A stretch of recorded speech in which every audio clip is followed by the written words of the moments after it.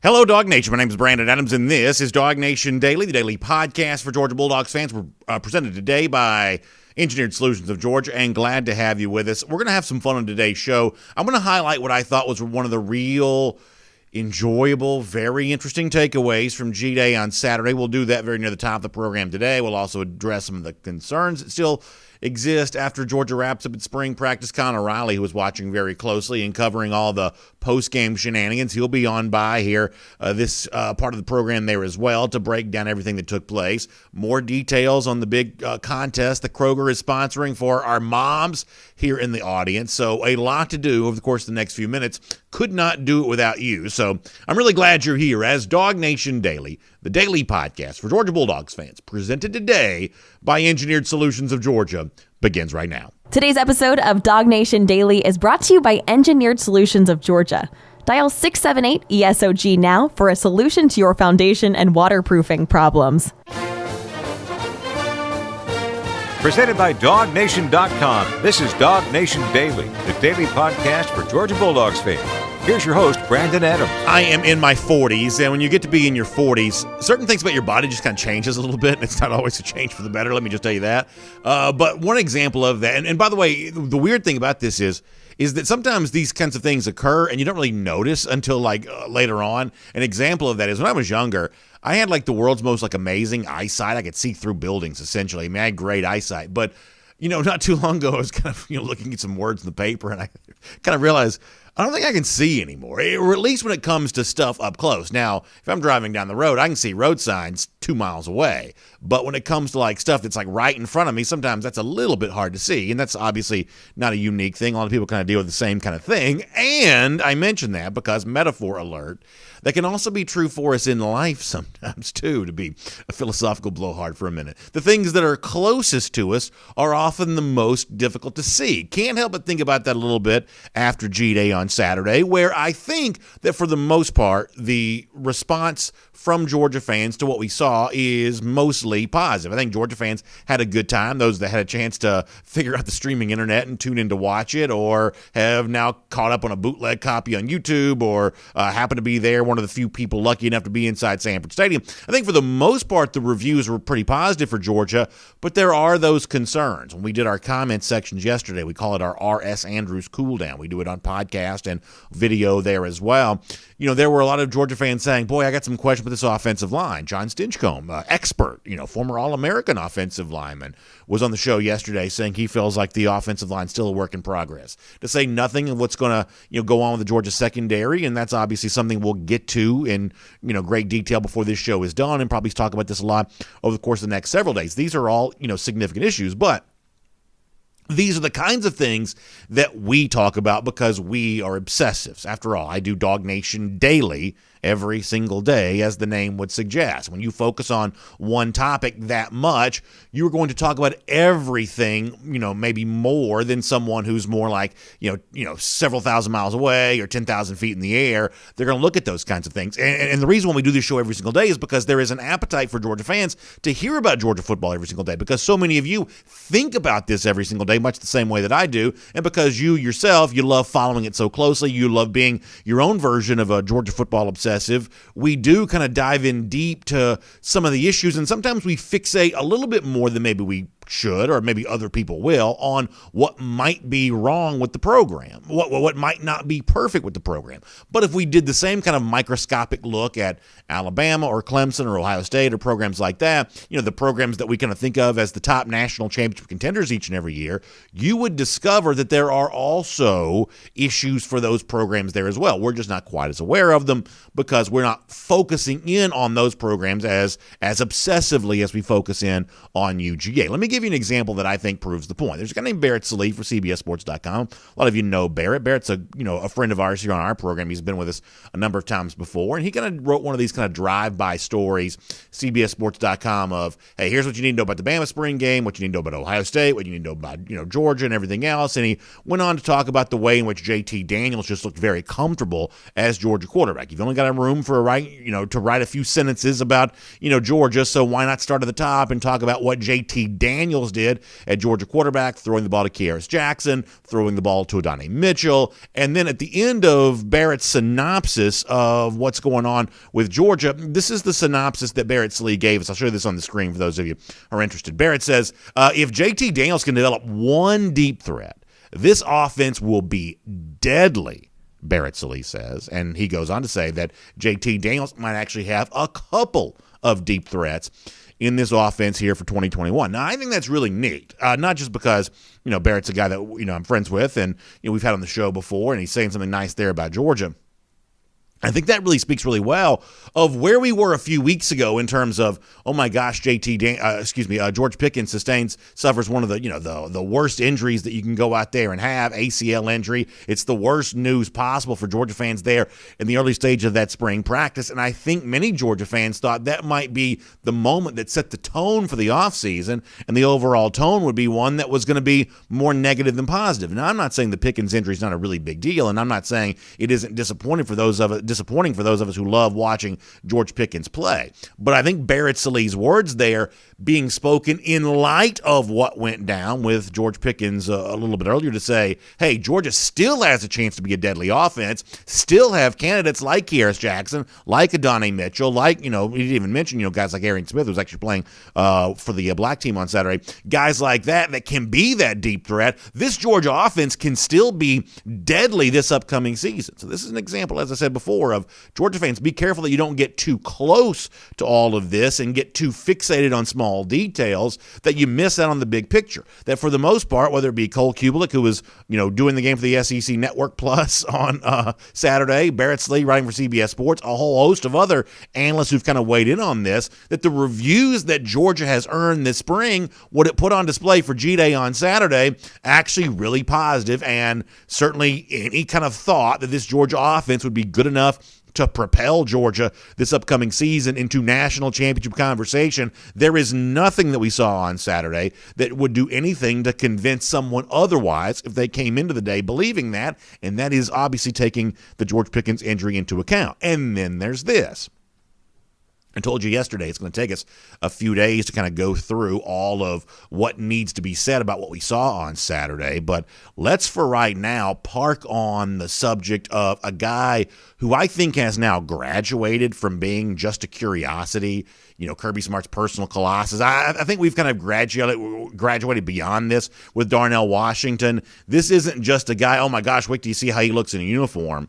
This is now becoming something along the lines of, hey, wait till you see the way that he plays. Wait till you see the way that he gets things done. Washington, to me, and I don't want to make too much of a G-Day because, sometimes those can be false positives. I totally understand that, but it kind of couples with everything else we also saw from him, Missouri game, Cincinnati game, to close out last season. Washington is now becoming one of Georgia's weapons. And so when a guy like Barrett Slee says, hey, if Georgia can just find a couple of weapons here, JT Daniels is the kind of quarterback that can deliver them the football. Let's put Darnell Washington on that list. Now, maybe not the deep threat type thing that Barrett was writing about, but in terms of guy who's going to be a big factor in the passing game, tight end now more than just as Rick Gilbert once called it, a stick route position where you run 5 yards and turn around. Not with Darnell Washington. You're doing a whole lot more than that when it comes to him right now. So if you want to think about the possibility that this Georgia offense, as Barrett Slee said, deadly for the upcoming season, include Darnell Washington as one of the reasons why. In fact, this is Kirby Smart talking about the way that Washington has developed since coming to Georgia. This is after the game on Saturday. Well, it's interesting. He wasn't able to practice all spring, so he missed some time, and just getting him back gave us another weapon, at least for this game. But he missed some time there, and I know his conditioning level is going to be important to him to make sure he's really in shape. He's a great target. He's a big target. He's an athletic guy, and he's a weapon. We got to find ways to be able to utilize him both in the passing game and in the run game because he's a weapon in both. So Kirby Smart talks about his conditioning level and a big guy not trying to be too big. Smart says those kinds of things a lot. I'll make one brief confession. I'll just be very honest here for a moment. Because Washington was so unique coming out of high school, there was a part of me that wondered if he would ever, over the course of 3 years at Georgia or 4 years at Georgia, match the kind of potential that he had because he was starting from such a different kind of plays. A tight end this big, you don't see a lot of guys like that. Coming to a program like this, could you get him ready to do the things that he was certainly capable of doing as quickly as you needed for him to be able to do, so you can take advantage of that talent while he's on your roster? I almost wondered if he was just too unique a prospect to actually ever really come to fruition. I really don't think about that very much anymore. My expectation is that he's going to be one of Georgia's leading receivers this season. I just believe it's obvious that Monken wants to use him. I believe that it's obvious that Washington is capable of being used. And Kirby Smart says, hey, be careful that you don't get too big, otherwise you can't run those routes. I totally understand that. I personally, obviously more far removed from this than Kirby is, worry about that kind of stuff less than I used to. In fact, what I saw from a guy over the course of his first year on campus was a guy who has really grown into a role and seems to be still growing into that role at a pretty impressive pace. In fact, Georgia quarterback JT Daniels, who's so well-spoken on stuff like this, gave his opinion of how he has seen Washington progress from Saturday. This, to me, sounds all like good news. Yeah, you definitely do see a development in him. Last year, obviously, when you're coming from high school football to a real, Coach Monken NFL system in college, there's a shock that hits you right away, just because there's so much to it. You see it this year. He gets a signal right away, and he knows what he's doing. He's not thinking twice about it compared to last year. Everyone that's new has a lot of mental errors, and it's just new. And in terms of his development physically, I think he's gotten a lot smoother in terms of getting in and out of breaks. And he's always had good instinct, but it's gotten even better to me in terms of understanding where the ball is going to be thrown, understanding where his grass is, and really taking advantage of his size. So I just think that's a great description by JT Daniels, the way that Washington's learning to find that green grass against zone coverage maybe, and obviously in some cases just outrunning guys in man coverage. Even as big as he is, he's capable of doing that. He is truly a matchup nightmare. And for someone like Todd Monken, who does come from the NFL, where tight ends are a big part of what happens on that Sunday league each and every year, using Washington a lot this season, I just think it seems like a foregone conclusion. By the way, also practicing against a guy like Darnell is terrific for Georgia defense there as well, because that's the kind of matchup that you come to Georgia for, so you can, and it's a cliche to say iron sharpens iron, but you get better going up against good players every single day. That's something that Georgia linebacker Quay Walker talked about after a spring practice on, spring game G-Day on Saturday. Here's the Georgia linebacker. It's pretty fun to me because going up against a guy like that is really going to help me throughout the season. He's going to bring a lot of different matchups just by how big he is and by him being able to move how he moves and, things like that. So let me just see if I can sum all of this up for a moment.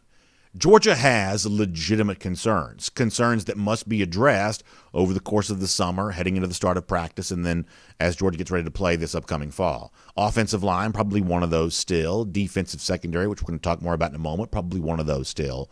But as a fan, don't let what's not quite perfect with Georgia cause you to be distracted from what is really fun to watch developing right before your eyes. This offense, as a sports writer has said, has a chance to be deadly this season. And a guy like Darnell Washington, that's in many ways unlike any player that's ever played in this program before, could be one of the big reasons why. That is a lot of fun. It was on display on G-Day on Saturday, and frankly, as we head towards the fall, I can't wait to see what happens next.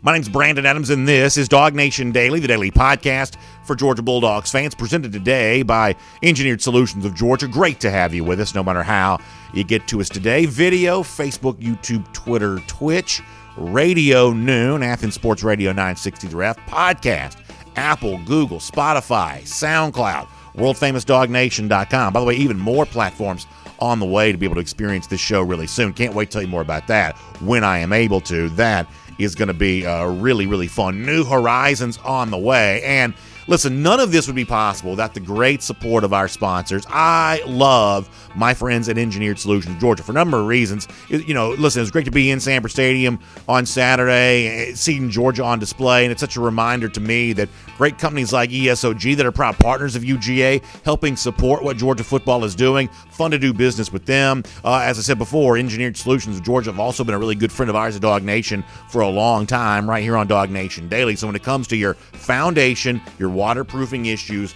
put my friends at Engineered Solutions of Georgia to work for you. One of the reasons why, with such great confidence, I can recommend them is because I know how smart they are. They got 2 full-time engineers on staff. Now, listen, when it comes to the structural integrity of your home, the way that can be threatened by water intrusion or the foundation issues that can show up in the form of cracked walls, things like that, you want the smartest people possible, doing that kind of work for you, and that's what ESOG provides. They're also a solutions-based company, so when it comes to simple solutions, and sometimes things that initially look kind of bad are actually a little bit easier to fix than you might think, and ESOG is more than happy to kind of just provide you an explanation for a simple fix for your problem. But if it is more substantial, all the more reason to have a true, trailblazing expert company like Engineered Solutions of Georgia getting the work done for you. The great news is as well, they're super easy to get in touch with. You can simply give them a call, 678-ESOG-NOW. That's 678-ESOG now, and that will get you in touch with Engineered Solutions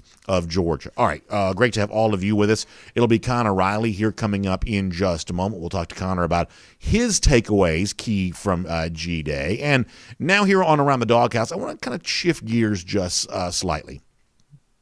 So I talked about, just to begin today's program, big picture, everything looks good with Georgia. Big picture, G-Day seemed really fun, and that's certainly true. But now let's drill down a little bit more because we do want to kind of cover, all bases on this. And obviously, I think that if you started the spring by thinking, hey, defensive back and what's going to happen there is a little bit of a concern for UGA. I certainly don't think you end the spring feeling any different. You still believe that Georgia's got to try to figure out what wants to do at cornerback, especially safety-wise.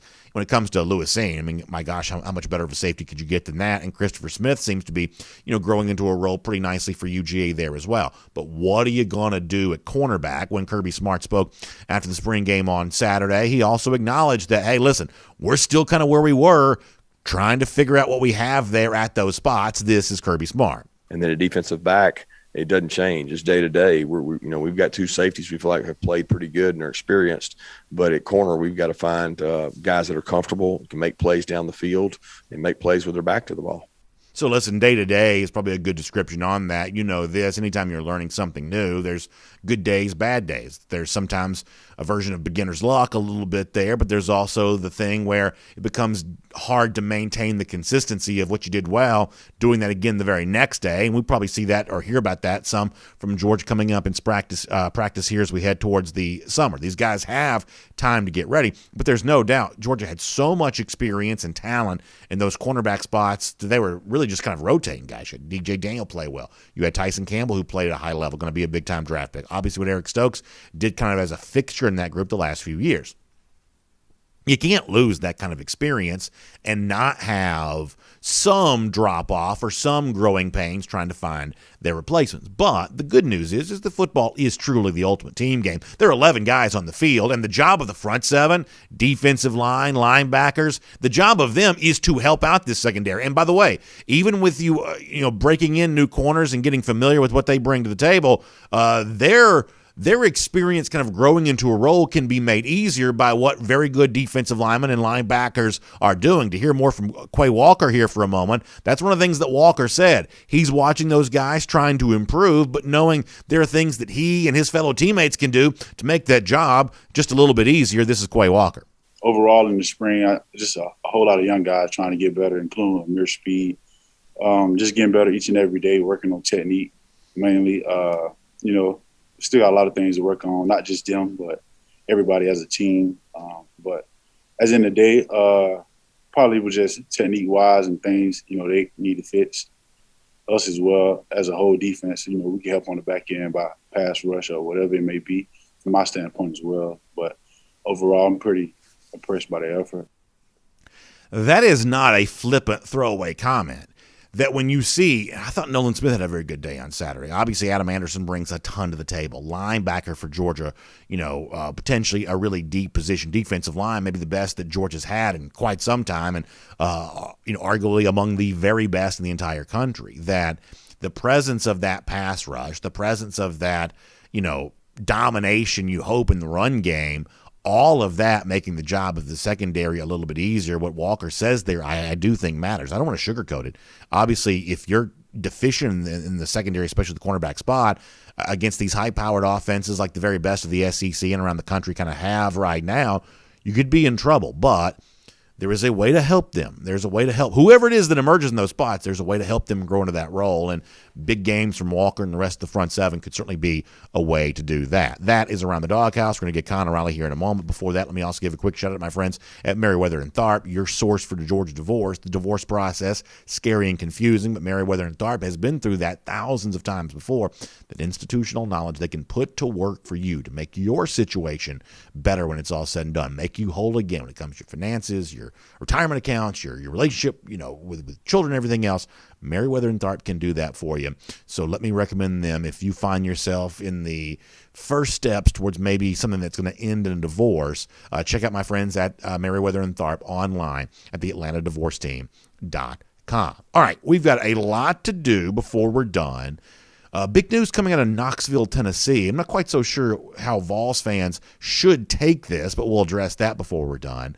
But for now, on everything, the good, the bad, offense, defense, everything in between from G-Day on Saturday, let's speak to Connor Riley as a part of a Kroger Fresh Take. From Athens and across the SEC or wherever the recruiting trail may lead, here's a DawgNation.com insider. Kroger Fresh Take time with Connor Riley. By the way, don't forget, we've got a big event taking place around Dog Nation over the course of the next few days with my friends at Kroger. I'm going to tell you more about that before we're done with this conversation here with Connor here today. First of all, Connor, good morning. Thanks for being here. Appreciate your coverage of G-Day from over the weekend. I know you've got a lot more to unpack from the game. Seems like it just takes us several days. When it's Georgia guys on both sides, you're kind of having to rewatch a lot of this stuff over and over again to sort of see everything that took place there. So I know you're probably still in the midst of kind of processing it all, but let me begin this way. I started the show by saying, hey, don't get so fixated on small details that you miss the big picture. And if you want to go, national media types here for a moment, I think big picture for Georgia after G-Day, spring overall, even after the George Pickens injury, is that Georgia earned positive reviews, especially on the offensive side of the ball, and the offensive upgrade that seems like it's been a couple of years in the making. This does seem to be taking place right now. And for me, Connor, there's nothing more important from the spring, if you want to talk about key takeaways, than that. Yeah, JT Daniels is the quarterback that we saw on Saturday, especially I think late in that game where they were getting him extra reps and trying to purposely drive the football downfield. Georgia's offense is going to be more than good enough to contend at a very high level this season.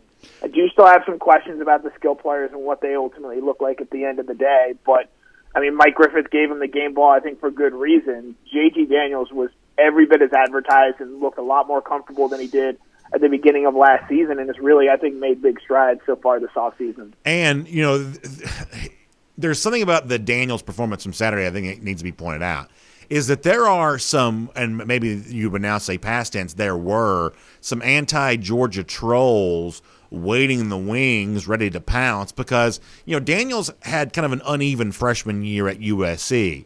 The games that Daniels played a year ago for Georgia, with the exception possibly of the Cincinnati game to close out the year, were against not the stiffest competition that Georgia faced that year. If Daniels were to have had a bad day on Saturday, there would have been a lot of people who would have been leaping out of the woodworks on social media to say, are we sure that JT Daniels is as good as some of these Georgia fans think that he is? And I'm not saying that, a spring game proves a whole lot one way or another, but to put a punctuation mark on what has been a very interesting ride for Daniels at UGA thus far, with more big-time stats, I do think gives you a little bit of an as-advertised vibe for JT Daniels, which to me is not nothing. Yeah, with JT, there's a certain maturity about him. It feels like when you're talking with him, when you're discussing and watching him play, there's an adultness to it. Him coming from that SC program where that, for a while, that was the biggest football game in town there. That's a really high-pressure position. It is something that he gets similarly faced, that level of scrutiny, getting to Georgia. And having said all that, I think he knows that this is all about business this year. Saturday was a chance for him to show, hey, I can be one of the best quarterbacks in the country, even if I don't have my full cast of weapons around me. As Georgia gets healthier at the skill position and sort of figures itself out at those spots, I think Daniels is only going to continue to grow and get better and show that he is one of the best quarterbacks in the country. Connor, Darnell Washington used to be a project. Now he's a player in my mind. Discuss. I mean, first, I want to give a shout-out to Dan Jackson. He was the one that tried to tackle the tank that is Darnell Washington in the open field. Just got absolutely obliterated, but came back and made a pretty nice interception later in the game. But, I mean, if that's the player we're going to see this season, where Georgia's using him split out wide, they're getting him the ball in creative situations, ways we thought and talked about potentially getting a Reed Gilbert the ball. I mean, if he's playing like that this fall against Clemson, against Florida, good luck trying to slow down this Georgia offense, because he is an absolute man-child out there. And if he continues to pick up the sort of nuances of this Todd Monken offense, and Georgia is allowed to do more with him as he gets more comfortable with it, I mean, that's a level of athleticism that not just Georgia hasn't seen in a while, but college football really. You know, Kyle Pitts is a different sort of athlete than Darnell Washington. Darnell Washington is just a full-blown monster truck, tank, whatever ginormous vehicle, Titanic ship you want to use to describe a tight end and pass catcher. Yeah, I mean, Washington was Georgia's 5th leading receiver in terms of receiving yards a year ago, short season, of course, with only 7 receptions. I just get the impression that this year, and let me caveat this by saying that primarily Georgia fans first and foremost want to have a successful offense, but beyond that, they're also curious about how the component pieces of that are all put together. And there is a thought of, hey, you know, let's see Georgia use Washington to his, you know, highest and best value here. I just think we're on the verge of seeing that. You know, if he was one of, you know, if he was Georgia's by receiving yards a year ago, if he was Georgia's 5th leading receiver, I don't see how there's, you know, any chance that he's not, you know, top 4 or even higher than that this upcoming year. I just believe that Darnell Washington is going to be one of JT Daniels' primary targets. Right, and what you lose in Pickens, that physical outside receiver, while Washington is not the leaper that Pickens is, he does bring that same sort of physical presence, I think, to where one-on-one situation, if you're a corner, like, good luck trying to prevent him from getting the ball if he's got positioning on you. So I'll be really interested to see how Washington sort of gets used in games that really matter. Is he still sort of that inline tight end guy, or do they continue to flex him out like they did on Saturday to, unfortunately, to Lavassier Carroll and Dan Jackson's demise? Yeah. I think how he continues to get used is going to be very telling about how this Georgia coaching staff feels about the potential and upside of Darnell Washington. Fair and balanced. Let's talk some concerns here for a moment. If you were in the position of Kirby Smart right now, do you see, if we assume that Tyke Smith is a nickelback right now, do you see 2 cornerbacks that you would feel comfortable starting against Clemson? I do, but I don't think they were both on, I guess, the black team to start. I think come Clemson, or, you know, maybe shortly after Clemson, I think it's got to be Jalen Kimber and Keely Ringo back there. Keely made some nice plays on that second team, specifically that tackle of Ladd McConkey. I think that woke a lot of people up. Jalen, he's just got to continue to get bigger. We did not get a chance to see Nyland Green out there on Saturday. There's some thought, you know, maybe COVID-related potentially right there. So, you know, it's still a concern. I think that and the offensive line are the 2 biggest concerns coming out of it. And, I mean, you saw a guy like Amir Speed fall down on that long touchdown pass to D-Rob. Lavassier Carroll, which, again, totally unfair to expect him to cover Darnell Washington 6 weeks into his Georgia career. But, I mean, I think Jalen Kimber and Keely Ringo are going to be enough, but you also need to be able to get through the college football season with more than just 2 corners who you think might be the answer. You know I'm a huge D-Rob homer, but honesty does compel me to admit, and I'm sort of in my corner on this and have been since Saturday, I think D-Rob pushed off on Amir Speed on the 59-yard touchdown. In this particular case, I'm going to have to try to defend Amir Speed here. I believe uncalled there was a push-off by D-Rob on that one. That's a tough play, but I think it just goes to show, you know, one of the big things, corners in the sort of just learning the position, you got to be able to stay on your feet. And while, you know, they may not have called that on Saturday, at the end of the day in the scorebook, it still goes as a 59-yard touchdown catch on Amir Speed. We will talk offensive line here in a moment. Let me also remind you, with my friends at Kroger, tomorrow is Administrative Professionals Day, so great chance for you to support those who support you by checking out everything that Kroger's got going on. Greeting cards, flowers, so much more. You can go take care of all of that. For the people who are, listen, I'm a very disorganized person. I need administrative help in my life. Now, in a lot of ways, this ends up being my wife. But for many of you, you're kind of in the same boat of, hey, you wouldn't get done what you need to get done if it wasn't for those great administrative professionals helping you with that. So Kroger wants to help you. Say thank you to them. This is tomorrow, so make sure you're aware of that. It's Kroger.com/admin for more on this. Kroger.com/ADMIN, admin, for a lot more on that. Connor, I think that the defensive back questions that we just talked about, I would say are fairly substantial in that, listen, I love Jalen Kimber and Keely Ringo as players. I like Latavius Briney and Amir Speed as veteran guys here too. But, listen, that's a lot of inexperience at a spot in which, wide receiver play for the best teams in the country have just been so impressive in recent years that you got to make sure that you know what you're doing there. It is also an issue at offensive line, but frankly, I feel less concerned about that. I don't think it's settled. I don't quite know exactly what the starting five is going to look like yet for a G-Day, and if I'm sorry, for the Clemson game. And if anything, the events of G-Day maybe make that a little bit more cloudy in my mind in some respects. But I'm just not that worried about Georgia finding a good five. If anything else, it's because of this, that we're in a day and age now where it's throw to set up the run more so than run to set up the throw. I think the running game gets easier when Georgia's throwing early in the game, first and second quarter, early downs, first and second down. And I just think the job of being a Georgia offensive lineman in 2021, if the Todd Monken offense is working the way that it's supposed to be, it ought to be a little easier than maybe certainly the James Coley offense of 2019, if you want to make that comparison here for a moment. But it is admittedly an unsettled situation right now. Both teams, a lot of guys moving around. Jamari Salyer, a couple different positions, not in the game to begin on Saturday. What did you make of offensive line all the way around?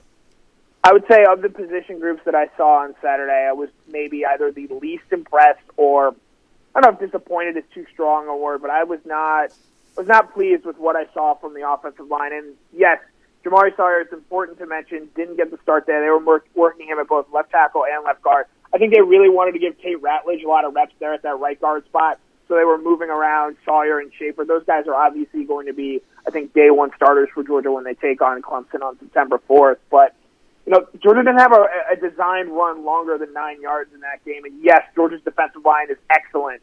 But I still wonder if this group is going to be a offensive line capable or good enough to be a national championship offensive line. Because I've said more than anyone, defensive back play doesn't really matter as much anymore as in terms of determining if you can win a national title.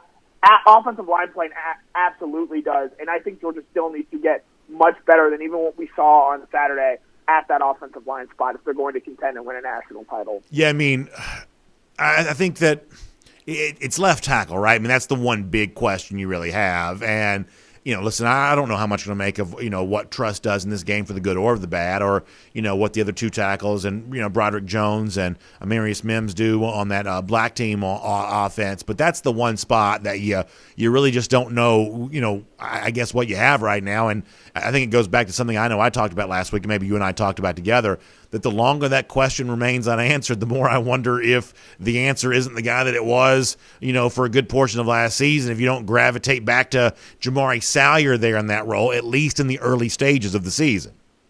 Yeah, and one interesting thing, I'll have to go back and watch it again super closely, but memory serves, I didn't see a whole lot of Broderick Jones at left tackle in that game. I don't think maybe so. They wanted to get Amarius Mims more reps there at that spot as well. I found that to be very interesting. But, yeah, I mean, the left tackle spot, if Xavier Truss is your guy and has to be your guy, that could certainly be an option. Or maybe Jamari Salyer is your left tackle, Justin Schaefer is your left guard, and Tate Ratledge is your starting right guard, and that's your best five. It may not be ideal. It may not be what a lot of people thought, but Kirby has said this. Georgia has to find those best five guys. And the question right now is that with Xavier Truss at left tackle, or is that Jamari Salyer at left tackle, and maybe later in the season it turns out that Amarius Mims is that answer at left tackle. And just keep this in mind, and listen, I'm not trying to, carry the water here because, obviously, the results are going to speak for themselves. But once again, if you want to put a positive spin on this offensive line talk, the fact that Tate Ratledge was the guy that they really wanted to make sure they inserted into that starting, lineup on Saturday would lead you to believe that he's above the line of being capable of playing for Georgia right now. So you may not know who your best five are, but if you assume that, Ratledge is included here, it seems like you now have maybe at least six who are capable of playing, and, you want that depth, the guy who's able to move around doing a bunch of things for you. I think the emergence here of Tate Ratledge is really a pretty positive development, and I want to make sure that we give enough attention to that, in addition to whatever unanswered questions might remain. The fact that Ratledge looks like an answer right now somewhere in some role, I think it's probably a pretty good thing. Yeah, coming into spring, if we were sort of handicapping which 2020 offensive line signees would have been most likely to break into the starting lineup, Ratledge would have been at best third. And for him to come out and have the spring that he had is very encouraging. I would also say Cedric Von Pran has played well this spring as well. I think the issue with him, though, is just there can only really be one center, and Warren Erickson has continued to do enough there to show that he could hold down that job. So, it's a young offensive line that is, I think, going to need time to grow over the course of the season. I still just was not necessarily thrilled with what I had saw on Saturday. Maybe part of that you can just chalk up to being a really, really good front four that you saw with Devontae White, Jordan Davis, Trayvon Walker, and Nolan Smith really making plays out there. Yeah, so let me move on and talk wide receiver here for a moment. Donnie Mitchell, I said this on yesterday's show, that we've seen like these G-Day performances before that don't always lead to great results during the season, and I just think Mitchell is different than that. I don't know that he's going to be Georgia's leading receiver or anything along those lines, but I think he has proved, because what we saw on G-Day matched what we heard from people who had been at practices. You have that eyewitness account to go along with the expert testimony. I think that Mitchell's a guy who's capable of playing for Georgia this season. I think he's going to be in the rotation. And so to increase the number of guys who are kind of above the line, capable of playing here, I think that's a big piece of news for Georgia. I thought Mitchell's day on Saturday was more than just kind of the typical hype that sometimes comes after a guy does well on G-Day. So you said you think Darnell Washington finishes in the top 5 of Georgia receivers this year. Where would you place Donnie Mitchell? I don't quite yet know that. I mean, I'm not quite ready to say he's going to be one of Georgia's, top 3, receivers. That's actually saying, quite a lot. But will he be on the field as, part of their, main rotational type thing? I mean, listen. To me, the biggest thing about Saturday was not just the fact that he had more than 100 yards receiving, caught a touchdown, but the fact that JT Daniels threw to him as much during the game as he did. I just don't think you do that for a guy that you have, intentions of kind of sliding back down into some, role of obscurity in his first year on campus. I mean, I think Georgia showed you on Saturday that this is a guy they believe that can play. And we've seen freshman receivers do well for Georgia before. I think they absolutely have plans to use Mitchell a lot. Now, does the productivity match the opportunity? We'll have to wait and find that out. But this is not a guy that's going to go slide back to the end of the bench after getting thrown to as much as he did on Saturday. More receptions this far, Marcus Rosemy-Jacksaint or Donnie Mitchell? That's a great question. I'll say Mitchell because, boy, I just wonder how. I mean, that's because I was there and I saw the injury that Rosemy-Jacksaint, took. I think you're asking a really good question because it's two very different kinds of guys. I think Rosemy-Jacksaint, when healthy, is a really good receiver. But for now, I'm going to say that Mitchell is just, healthier than he is, especially in the early going of the year when. Listen, I took it as really good news of the day when Smart said that Rosemy was close, but, you wonder what does really close mean in that regard. But my guess is they have plans on really playing Mitchell this year, Connor. I mean, those are both going to be guys that play that X position a lot, which is where obviously George Pickens would have lined up. I don't know what it necessarily means for Donnie Mitchell this year, but I think with what at the very least, what you saw on Saturday, Donnie Mitchell is going to be a player at that wide receiver position for Georgia for the next couple of seasons. It's clear he was better than the 396th or whatever prospect he was coming into the program. It's clear for a variety of reasons that he's going to end up being, I think, a better player than that recruiting ranking shows. I just wonder, with what Georgia has and with what Georgia's going to get back, they're going to get back Jermaine Burton. They have Terrace Jackson, who I thought, he didn't light up the scoreboard or reception board. He looked really good when he had the ball thrown to him, made a really nice move on that touchdown catch on Chris Smith there. I mean, you've got your guy D-Rob that's got to get receptions as well. This year, I don't know what it's going to look like with the Donnie Mitchell, but it's clear Georgia has a player at wide receiver in this 2021 signing class, which I don't think any of us would have said as much as a month ago. So I think just seeing him come out and do that and showing that he can be, especially with his size and speed combination, a real player for this Georgia offense for years to come. I don't know how much it means for 2021, but I like what he can potentially do on those 2022 and 2023 teams. I thought it was eye-opening that Smart compared him to Jordan Davis, a guy who was pretty clearly from the word go better than his recruiting ranking would have suggested. I might make a different comparison, though.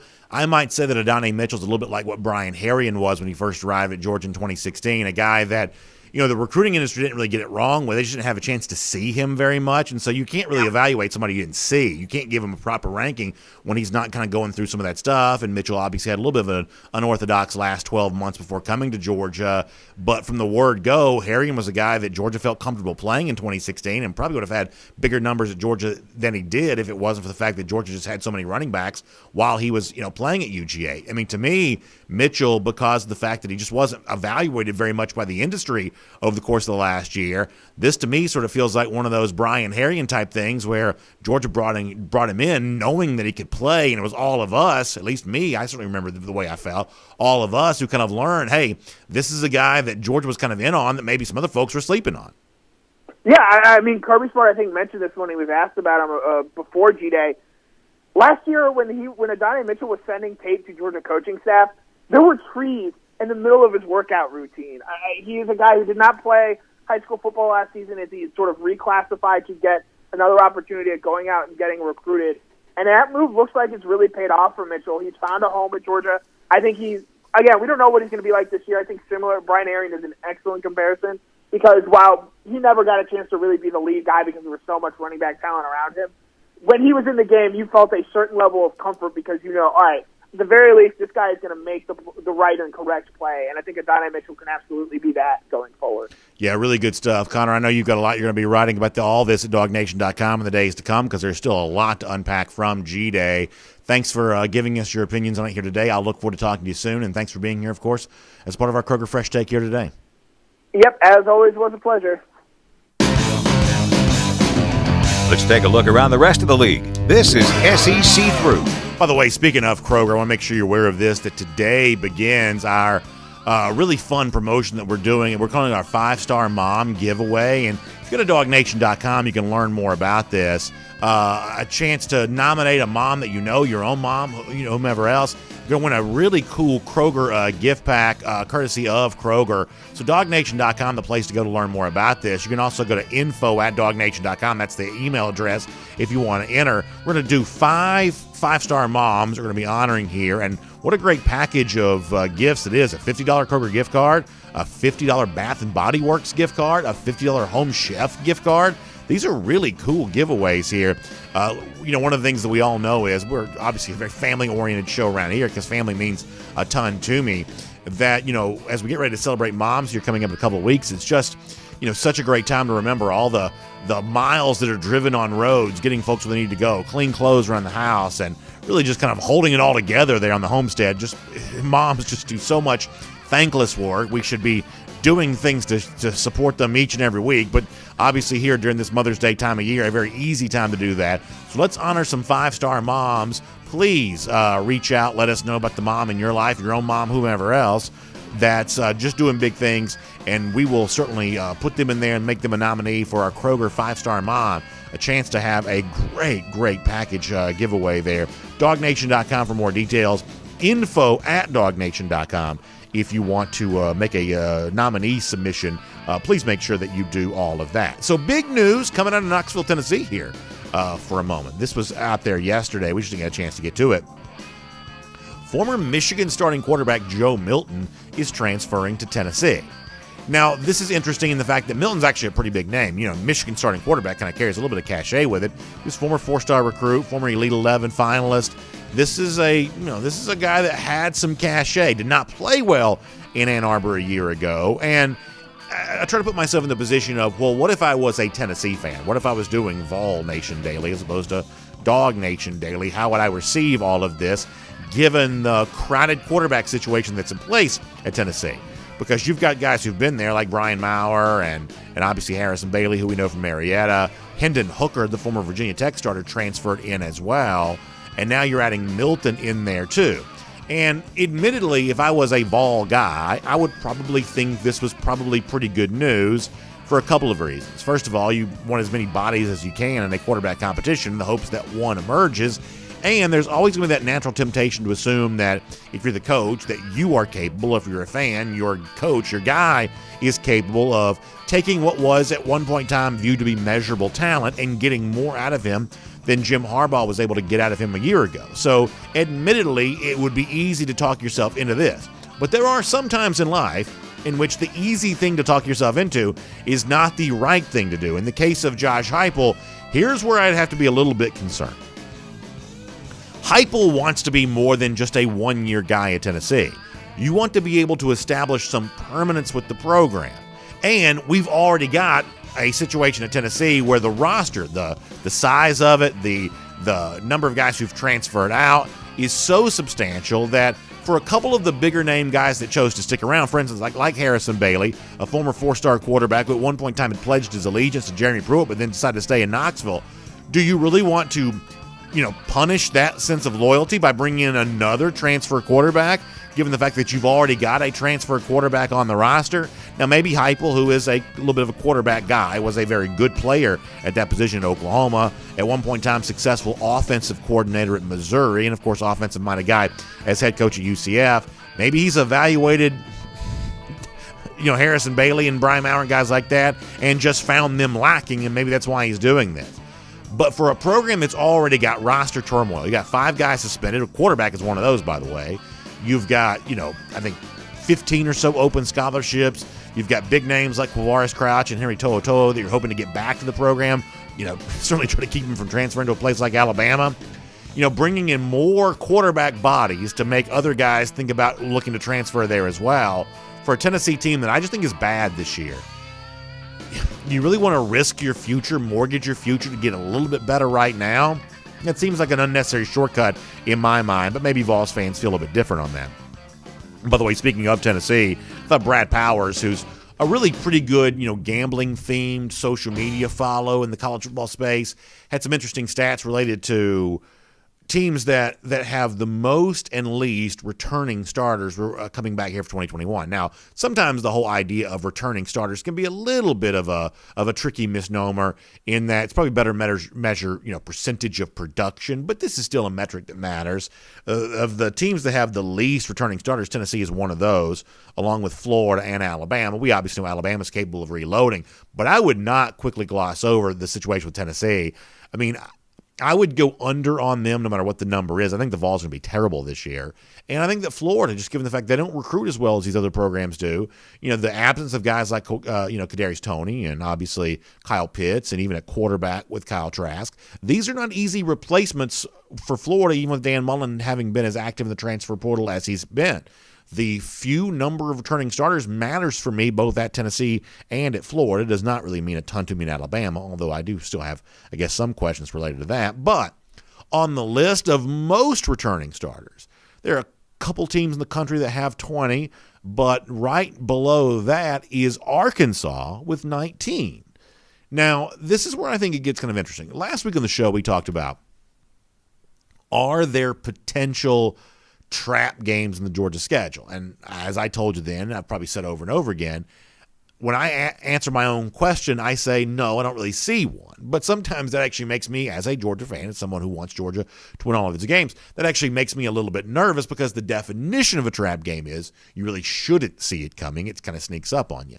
Arkansas is a team that after Georgia spotted them essentially a first half, came back and easily beat on the road in Fayetteville a year ago, and Arkansas was essentially better than that in every game they played the rest of the year. Really, what Georgia did week 1 in Arkansas was actually a better performance. They were probably overall kind of given credit for. Now, you were replacing quarterback there with the Hogs, but with that many returning starters coming back, Sam Pittman, the Arkansas coach, was on the Feinbaum show this week, and he's really kind of talking his team up. He says he actually likes this team, likes the way they're kind of gelling together a little bit. He feels pretty good about what they're capable of doing. They were obviously able to keep Barry Odom as defensive coordinator, Kendall Brow still as offensive coordinator. So you hold over and have continuity at coordinator. You bring back most of your starters, a lot of guys there along the offensive line, but minus that quarterback. how good can Arkansas be this season? And knowing they come to Athens in October, is this one of those games that, just given the experience the Hogs have, is this a game that Georgia ought to be watching a little more closely? I don't quite know about that. I was pretty high on Arkansas a year ago. Many of you may remember that I really talked up Sam Pittman in his first year. But just given the overall depth in the SEC West this year, I think year 2 success is going to be kind of hard to match there, to be completely honest. But I think that Pittman's proven he's putting a pretty good staff together there, and they've got a lot of experience coming back, and some of the gambling folks kind of already starting to notice that. Quick shout out to my friends at Harris Cherokee Casino Resort. Just a couple-hour drive from Atlanta, whether it's the original property, Harris Cherokee Casino Resort, or the Harris Cherokee Valley River. Luxury, spa, gourmet dining, really fun gaming floor. The Book is now opened with sports betting right there in the mountains of western North Carolina. Easy getaway, fun, beautiful weather this spring. I know you need to get away. Take advantage of everything that's going on at Harris Cherokee Casino Resort. If you want to find out more, go to Caesars.com/Harris-Cherokee. That's Caesars.com/Harris-Cherokee. You can find out everything that's happening there at Harris Cherokee Casino Resort. Okay, so a little bit of a blast from the past here. Yesterday on social media, we were kind of having some fun talking about something, and our buddy Sugar Ray for UGA showed an old picture of me. I think this is really funny. Obviously, on our desk each and every day, we have Eddie, the official mascot of DawgNation Daily, and Sugar Ray showed off the photo of me wearing the Eddie head. It's almost like Lee Corso style here. And I kind of had some fun with Sugar Ray about that on social media there. Sugar Ray had a bunch of really funny tweets yesterday. So I'm going to shout out Sugar Ray for UGA as our golden shoe winner today as a part of our Gator Hater roll call. And I always appreciate all of you out there having fun with me on these Twitter streets and things like that each and every day. You make it a lot of fun. By the way, speaking of having some fun, I believe in Jacksonville we're going to be doing that again. 193 days from right now. That is our Gator Hater countdown. We will see all of you tomorrow. DawgNation Daily, presented by Engineered Solutions of Georgia. Hope you have a great day, everybody. And on video. Time now for our R.S. Andrews cool down. Air conditioning, heating, plumbing, and electric. You can trust R.S. Andrews to do all of that for you. They show up on time. They do the work that's promised for the price that's promised. They'll take really good care of you. Michael, would you mind doing me a huge favor? On this table right over here is my phone. Would you mind just grabbing my phone for me so I can take some comments off of that? Still not quite ready to go on the laptop there as far as all that's concerned. But while he's getting that, I will let you know that we have a very busy day around here. So I'm going to have to try to get as many comments as I can as quickly as I can. Michael taking great care not to step right in front of the camera. He's doing a good job with that. But I appreciate you helping me out with that. We'll get some comments rolling here. I started on YouTube yesterday. I will start on Facebook here today. We'll do a few, and then we'll be on the way out the door after that. So kind of appreciate all of you being here. Moose Thames, thank you so much for the kind words. I appreciate that. Moose, that means a ton to me. Stuff like that is just a really nice thing to be able to hear. I appreciate that. Shelton Tucker talking up Carson Beck. Got a chance to see Carson a good bit on Saturday. That was a really fun thing to be able to do. Let's see what else. Rich Olenek in the comment section here today. I guess responding back to Miriam, who said that if Sam Pittman stays there for a while, they could challenge. I believe over the long haul, and I've always felt this, I think over the long haul, I think Sam Pittman has proven himself to be the kind of guy that can be a long-standing head coach there.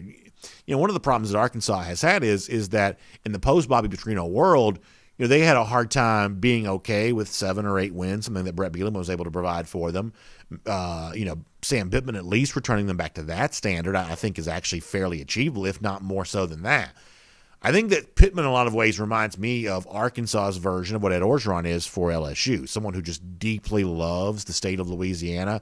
I think that Pittman, his love for the state of Arkansas is very much the same kind of way, and as that kind of CEO-style head coach who's been capable of making good coordinator hires.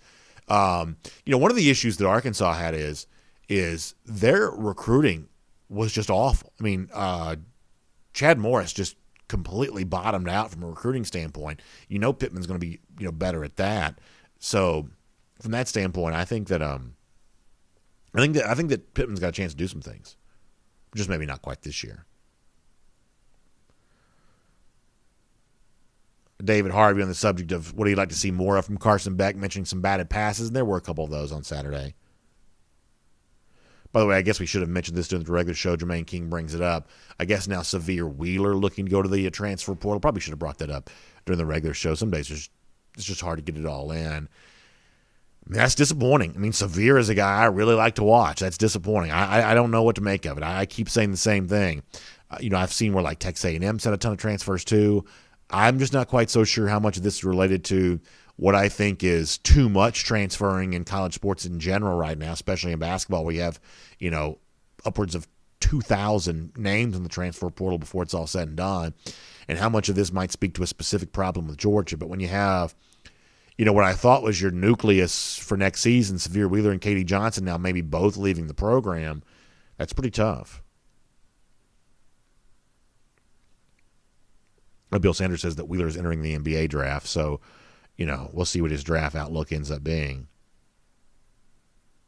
Mark Drury mentioning largest booster club in the country. The Jacksonville, I think he's talking about the Jacksonville, the Gator haters down there in Jacksonville, the Bulldog Club. Yeah, big stuff all the way around. Let's see what else. Georgia and Olive says Severe's my favorite player. I hate that he's leaving. Yeah, I've loved watching Severe play for sure. Love watching him play. Travis McCullough says, thought Wheeler declared for the draft. Yeah, I think you're right about that. I apologize, Travis. I think I misspoke. My apologies for that. Isaac Cruz wants Eddie to get some Savage pads. That actually looked really good. We need to try to get that done. As you might imagine, finding that size shoulder pads, not super easy to do. Let's see what else.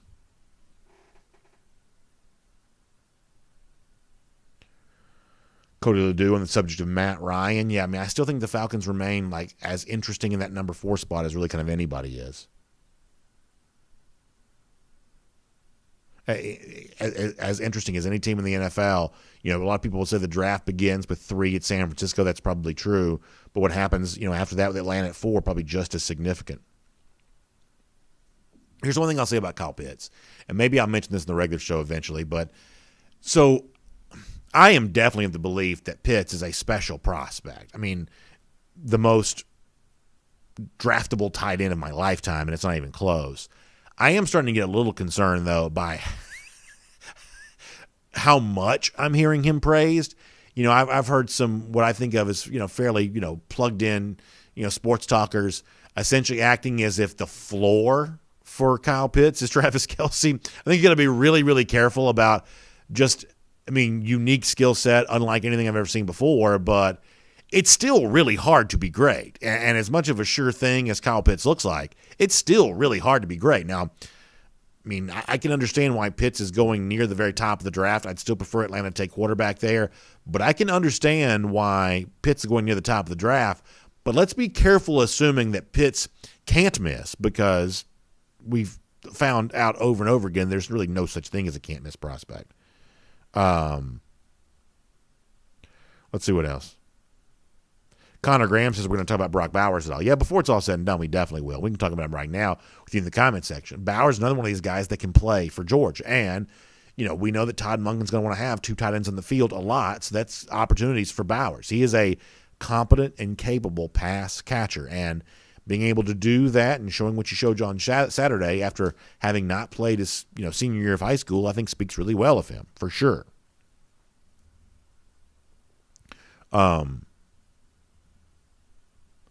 Scott Harris talking about Ladd McConkey says, I think he can be UGA's version of Hunter Renfrow. I mean, that's obviously a fun comparison to make. And, we do see that slot receiver position being so, really vital in college football right now, because it's about what you can do in kind of a small space. And Georgia's brought in a lot of guys to the program that could hopefully be that kind of guy about, making somebody miss in a phone book. And the latest to try to, give that a shot is Ladd McConkey. And, Kirby said some nice things about Ladd, that, he's another one of these guys that's a little bit unique because he's smaller and shorter and things along those lines. But I think that's a guy that Georgia believes they can use. Now, the question is, given all of the other, because if you got two tight ends on the field, you're taking a wide receiver off the field. And if you're going to give opportunities to Donnie Mitchell and Marcus Rosemary-Jackson's coming back healthy and Jermaine Burton's coming back healthy, at a certain point in time, there's only room for so many guys in the field. So how much room is there for Ladd McConkey? But McConkey's a guy that they believe can play, and eventually we'll probably see for ourselves. Rob Dog on the subject of Washington and Bowers, both kind of lined in as slot receivers. Yeah, they're going to do a lot of that kind of stuff.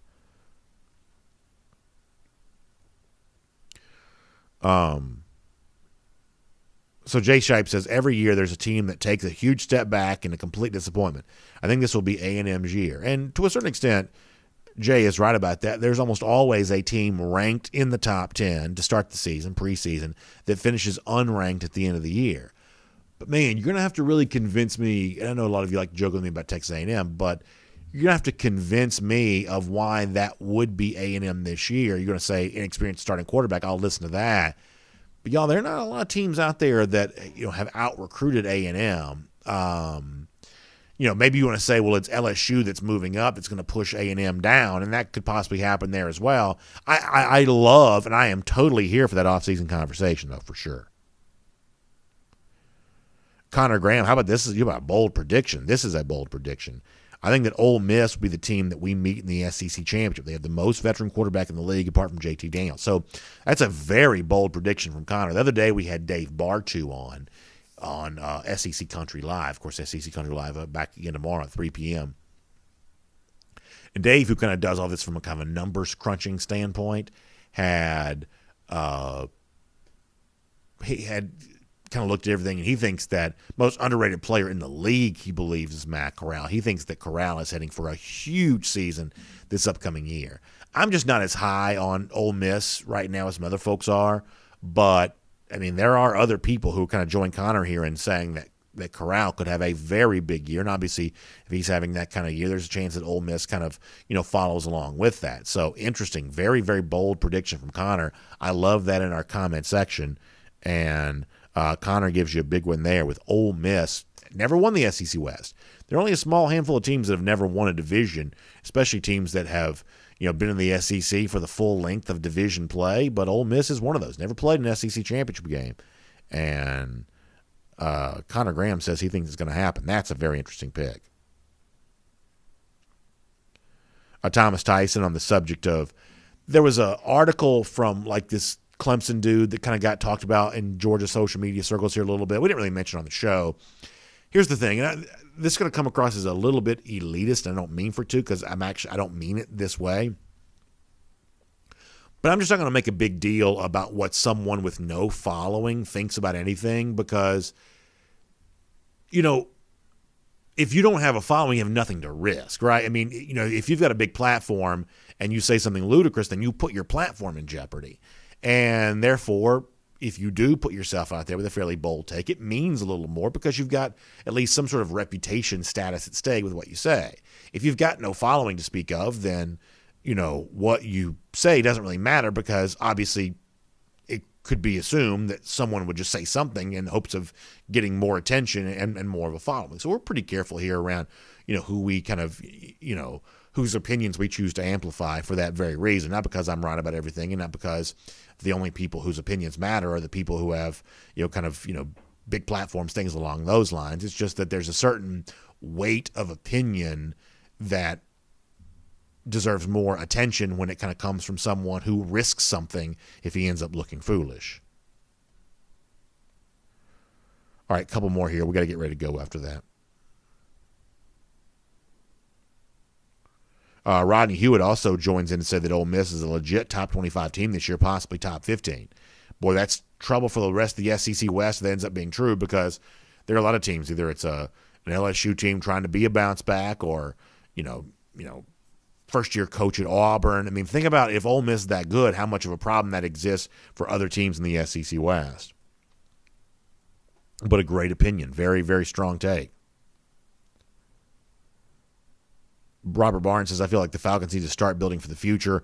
Offensive line, DBs right now. Pick up a running back and linebackers too. So Robert weighing in on that. Thomas Van Santa, thanks for the kind words. By the way, I guess Robert is now a full-blown migrant over to the YouTube side of things. Robert, longtime Facebook guy. That's a pretty big deal. Pretty big deal. Longtime Facebook guy. David Harvey on the subject of the Vandegrift situation. I thought that Brock really showed you some interesting things on Saturday. This is still a young quarterback who, got a lot to learn, but there's no doubt the talent there is obvious. Obvious. Phil Rogers remembering some of those great days of the 80s with Irk Russell and Vince Dooley down there in Athens. I should say down there in Jacksonville. Boy, those are good times right there. I would love to have gone back in time and be able to experience some of that. That's great. That's great. Sounds like we got some good news here. Let me see if I can find this. See if I can scroll back to find this.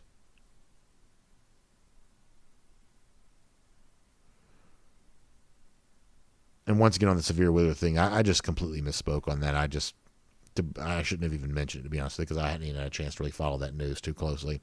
So I apologize for that. So let's see what the all right, let's see who this is coming from here. I'm having a hard time pulling up the comment that people are reacting to, but it sounds like we got some good news in the comment sections. That's a nice thing to be. Yeah, it's coming from Moss Kensey saying this isn't dog related as far as the players, but DawgNation helped me welcome the newest Georgia fan, my daughter, who was born April 12th. Moss, that is awesome to hear. Congratulations, and hope the family's doing well there. Really, really great news. Really great news. And thanks for coming here to share all that. I really appreciate that. Keith Fold says his first world's largest outdoor cocktail party was 1976. My guess is that's Ray Goff, the quarterback for a Georgia team that won the SEC. I don't quite remember what happened for the Georgia-Florida game in 1976, but I'm assuming that was a pretty good one to be at. That's good stuff there. Good stuff. Also, we got some Facebook people kind of saying don't sleep on Ole Miss there as well. So a lot of Ole Miss love in the comment section right now on both sides here. A lot of Ole Miss love in the comments section. Wayne Kirkland says the talk is always about young quarterbacks learning the playbook. How did Trevor Lawrence catch on so quick? That's a good question. Obviously there are every now and then, even in like the five-star category, there are some quarterbacks who are just sort of 5 stars among 5 stars. Maybe in Lawrence's case, that's what it was. But here's a big difference. And I'm not saying, Clemson won the national championship in 2018, so I'm not ready to say that this Georgia team is so much better off than that team was. But that was a team that, only had Kelly Bryant post Deshaun Watson. They really needed Trevor Lawrence to get it quick. They may have, really accelerated that with him, and who knows how maybe things were simplified for him, at the beginning of the season. You certainly, maybe saw some examples of that, with him, given something that he was capable of doing quicker and then adding more to that later on. But the good news is when you see Brock Vandegrift do some nice things during, G-Day on Saturday, you don't feel this pressure to get him ready even, quicker, faster, things like that, because Georgia's got quarterback depth that you can allow Vandegrift to develop at kind of more of a normal pace. And I think that's a really good thing. But, there are a handful of quarterbacks that just even among the very, highest elite category of quarterbacks distinguish themselves from that group. And to Lawrence's credit, he was really one of the guys who was able to kind of do that. All right, one or two more and we're gone. Davis Painter asked a really good question. What's up with the Mississippi State hype in that ESPN poll? The honest truth, I really don't know. Now, Mike Leach teams are fairly well known for a better year 2 than year 1. But, for those of you not aware, ESPN's preseason FPI, which is a kind of analytics type rating, all based on math and numbers, had Mississippi State as preseason number 8. That is ludicrous. Ludicrous to the point that I'm almost embarrassed I've ever even cited ESPN FPI as any kind of data point on this show before. That's just asinine to me. And I understand a little bit of how the numbers are tabulated, but I don't care. Data is only as good as the human who's inputting it. In this particular case, whoever punched in these numbers in a computer, that guy's a doofus. This is the silliest thing I've ever seen. Maybe Mississippi State is better in Mike Leach's second year. That's sometimes what happens there. But overall, I don't think Leach is long for the SEC, and I've kind of told you all that before. Very good comparison from Jay Bolton using some boat motor stuff there. That's kind of interesting stuff.